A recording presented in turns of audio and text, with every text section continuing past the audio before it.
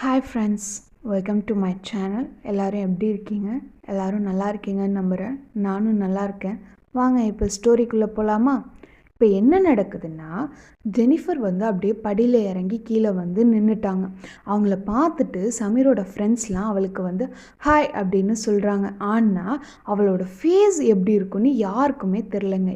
ஏன்னா அவள் வந்து ரூமை விட்டு வெளில வர்றதுக்கு முன்னாடியே அவளோட ஃபேஸை வந்து கண்ணாடியில் பார்த்துருப்பா. ரொம்ப டல்லாக இருந்திருக்கும். அதனால ஃபேஸ் மாஸ்க் போட்டுட்டு தாங்க கீழே இறங்கி வந்திருப்பா. அதனால வந்த தான் ஸ்கூலில் பார்த்த ஜெனிஃபர்னு யாருக்குமே, சமீரோட ஃப்ரெண்ட்ஸ் யாருக்குமே தெரியாதுங்க. அப்புறம் இவளும் அவங்கள பார்த்தோன்னே இவள் ரூமுக்கு வந்து ஓடிடுவாங்க. அப்புறம் சமீர் வந்து என் சிஸ்டர் வந்து ஷை டைப், நீங்கள் வந்து அவளை கண்டுக்காதீங்க அப்படின்னு சொல்லிட்டு நீங்கள் வந்து சாப்பிடுங்க அப்படின்னு அவரோட ஃப்ரெண்ட்ஸ் கிட்ட சொல்லிடுவாருங்க. அப்புறம் ஜோசப்பும் நீ இவங்க கூட சாப்பிட்ரு, நான் போய் அவளுக்கு சாப்பாடு கொடுத்துட்டு வரேன்னு போயிடுவாருங்க. அப்புறம் எல்லோரும் சாப்பிட்டுட்டு அப்புறம் கொஞ்சம் நேரம் கழித்து நிக்கு, கிறிஸ்டியன், ஆலன்லாம் அவங்க வீட்டுக்கு போயிடுவாங்க. அப்புறம் ஹாரி வந்து இவங்க கூடயே வந்து அப்பார்ட்மெண்ட்டில் ஸ்டே பண்ணிடுவார். இவங்க 4 பேரும் வந்து பேசி ரொம்ப நாளாகுதுங்கிறதுனால பேசிக்கிட்டே இருந்து எப்போ தூங்கணுன்னே தெரியாமல் தூங்கிடுவாங்க. அப்புறம் வந்து விடிஞ்சு காலைல ரொம்ப நேரம் ஆகிடும். அப்புறம் வந்து ஸ்கூலுக்கு லேட் ஆகிட்டுன்ட்டு இவங்க 3 பேரும் வந்து கிளம்பிக்கிட்டு இருப்பாங்க. அப்புறம் ஜோசப் வந்து ஏற்கனவே இவங்க 3 பேருக்கும் வந்து பிரேக்ஃபாஸ்ட்டு செஞ்சு வச்சுட்டு ஸ்கூலுக்கு கிளம்பியிருப்பாருங்க. இவங்க 3 பேரும் வந்து சாப்பிட்டுட்டு அப்புறம் வந்து ஜெனிஃபர் வந்து அப்படியே ஸ்கூலுக்கு வந்து நடந்து போயிட்டுருப்பாங்க. அப்புறம் சமீரும் ஹாரியும் வந்து அவங்களோட மற்ற 3 ஃப்ரெண்ட்ஸ்க்காக வெயிட் பண்ணிகிட்டு இருப்பாங்க. யூஸ்வலாக எப்படி வந்து ஸ்கூலுக்கு போவாங்கன்னா இவங்க 5 பேருமே ஒன்றா தாங்க போவாங்க. சமீரும் ஹாரியும் வந்து ஒரு சைக்கிள்லேயும், கிறிஸ்டியன் அண்ட் ஆலனும் ஒரு சைக்கிள்லேயும், நிக்கு வந்து ஒரு சைக்கிள்லேயும், இப்படி 3 சைக்கிளில் 5 பேரும் வந்து ஒன்றா தாங்க போவாங்க. ஹாரி வந்து அவரோட வீட்டிலேருந்து கார்லேருந்து சமீர் அப்பார்ட்மெண்ட் வரையும் வந்துடுவாருங்க. அப்புறம் வந்து சமீர் கூட சைக்கிளில் போவாருங்க. இப்படி தான் வந்து எப்பயுமே போவாங்க. அதனால இவங்க 2 பேரும் வந்து அந்த 3 பேருக்காக வெயிட் பண்ணிகிட்டு இருப்பாங்க.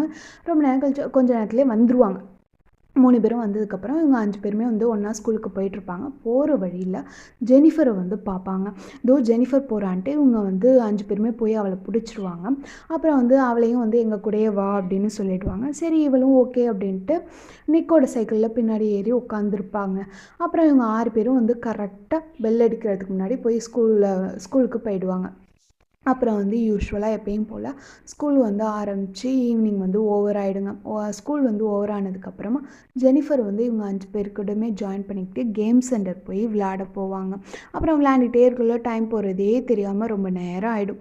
அப்புறம் வந்து நைட்டு வந்து அப்படியே நடந்து வந்துட்டுருப்பாங்க இவங்க 6 பேருமே. அப்போ வந்து ஜெனிஃபர் வந்து ஒரு ஆடு பார்ப்பாங்க. என்னென்னா வீக்கெண்ட்ஸில் வந்து ஒரு மியூசிக் கான்செப்ட் நடக்க போகுது அப்படின்னு ஒரு ஆடு பார்ப்பாள். அவள் பார்த்துட்டு அவளுக்கும் போகணுன்னு ஆசையாக இருக்கும். சரி அப்படின்ட்டு எல்லாருமே வந்து அந்த இடத்துக்கு போய் டிக்கெட்ஸ் இருக்கா அப்படின்னு பார்க்க போவாங்க. ஆனால் அங்கே எல்லா டிக்கெட்ஸுமே விற்றுருக்குங்க. இவளுக்கு கொஞ்சம் வருத்தமாயிடும். அப்புறம் எல்லோரும் வந்து சரி அடுத்த வாட்டி எப்போ நடக்குதோ அப்போ வந்து எல்லோரும் ஒன்றா போகலாம் அப்படின்னு இவளோட ஃப்ரெண்ட்ஸ் எல்லாருமே சொல்லிடுவாங்க. சரி இவளும் ஓகே அப்படின்ட்டு எல்லோரும் வந்து வீட்டுக்கு போயிடுவாங்க.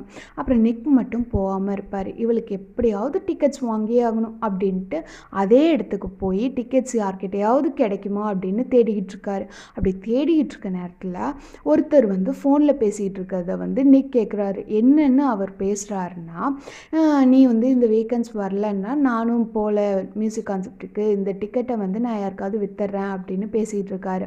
அப்புறம் இதை நிக்க கேட்டுட்டு போய் அவர்கிட்டயே வந்து கேட்குறாரு. நீங்கள் வந்து பேசினதை கேட்டேன், நீங்கள் வந்து டிக்கெட்ஸை விற்கிற மாதிரி இருந்தால் அதை ஏன் என்கிட்டயே விற்கக்கூடாது, நானே வாங்கிக்கிறேன் அப்படின்னு நிக் கேட்குறாருங்க. அதுக்கு அவரும் சரி ஓகேன்ட்டு டிக்கெட்ஸை வந்து நிக்குக்கிட்டேயே வித்துடுறாருங்க. அப்போ இப்போ நிக்கிட்ட வந்து 2 டிக்கெட்ஸ் இருக்குங்க. அதனால 2 டிக்கெட்ஸ் மட்டும்தான் இருக்குங்கிறதுனால நிக் வந்து அவரோட ஃப்ரெண்ட்ஸ் கிட்ட யார்கிட்டையுமே சொல்ல மாட்டாருங்க. அப்புறம் வந்து வீக்கெண்ட்ஸும் வந்துடுங்க. வீக்கெண்ட்ஸ்னாலே வந்து ஜெனிஃபர், சாமு, ஜோசப் எல்லாருமே அவங்க ஃபேமிலி கூட போய் டைம் ஸ்பெண்ட் பண்ணுவாங்களா, அவங்க வீட்டுக்கு போயிடுவாங்க. அப்புறம் தாத்தா பாட்டி கூட ஜெனிஃபர் உட்காந்து டிவி பார்த்துக்கிட்டு இருப்பாங்க. இந்த ஃபேமிலியில் உள்ள எல்லாருமே ரொம்ப ஹாப்பியாக இருப்பாங்க. ஏன்னா ஜெனிஃபர் வந்து எப்பயுமே லீவ் அப்போ மட்டும்தாங்க இவங்க ஃபேமிலி கூட வந்து டைம் ஸ்பெண்ட் பண்ணுவாள். ஆனால் இப்போ வந்து எப்போனாலுமே இவங்க கூட இருக்கலாம், ஸ்கூல் முடிகிற வரையுமே இவங்க வந்து ஜெனிஃபர் வந்து இவங்க கூடயே இருக்க போகிறாங்கிறதுனால ரொம்ப சந்தோஷமாக இருப்பாங்க. அதனால வந்து ஜோசப்பு அவளோட பெரியப்பா பெரியம்மாலாம் வந்து கிச்சனில் வந்து சமைச்சிட்டு இருப்பாங்க. இவள் வந்து டிவி பார்த்துக்கிட்டு இருப்பாள். அப்போ வந்து ஜோசப் வந்து எடா இங்கே வா எனக்கு கொஞ்சம் ஹெல்ப் பண்ணு அப்படின்னு கூப்பிடுவாருங்க.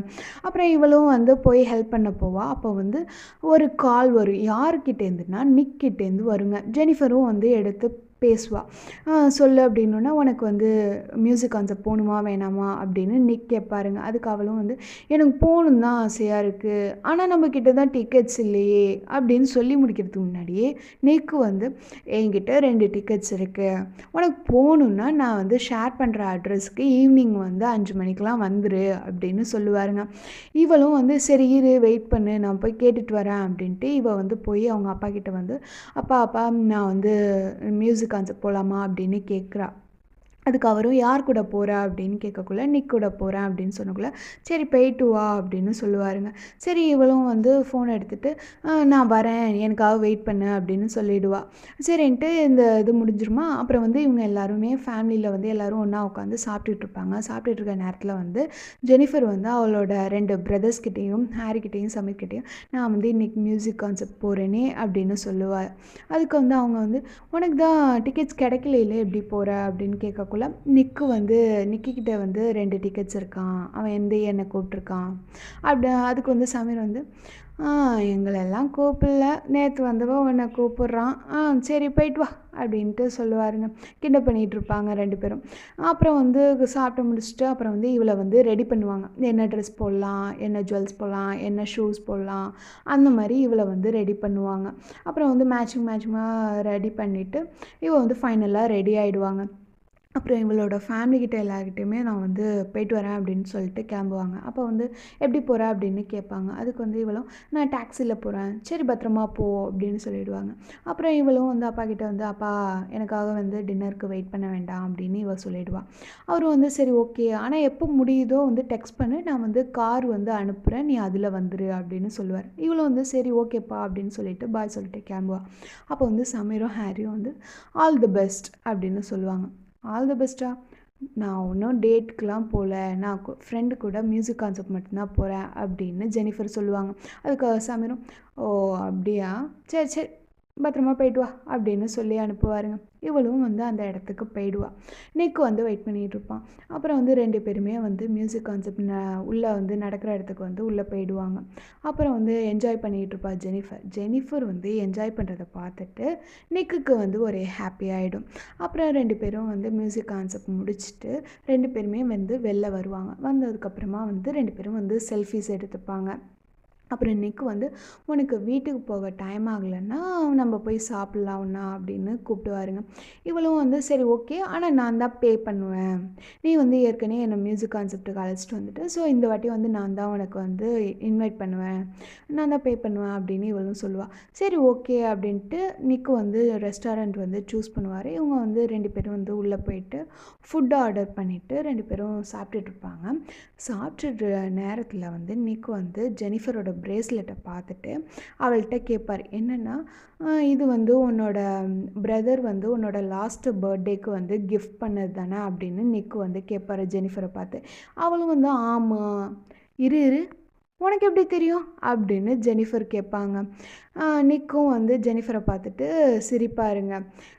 இப்போ நிக்குக்கு எப்படி ஜெனிஃபரோட ப்ரேஸ்லெட் அவளோட பிரதர் தான் கொடுத்ததுங்கிறத தெரியுங்கிறத தெரிஞ்சுக்க அடுத்த எபிசோடு வரையும் வெயிட் பண்ணுங்கள் ஃப்ரெண்ட்ஸ். Bye friends.